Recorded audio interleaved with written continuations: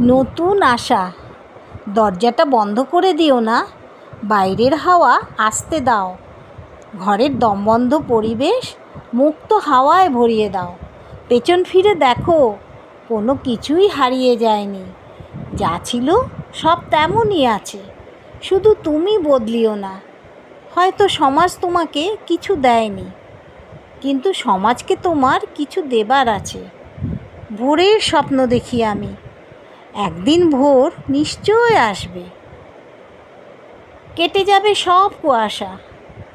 তাই বন্ধু, দরজাটা বন্ধ করে দিও না, বাইরের হাওয়া আসতে দাও।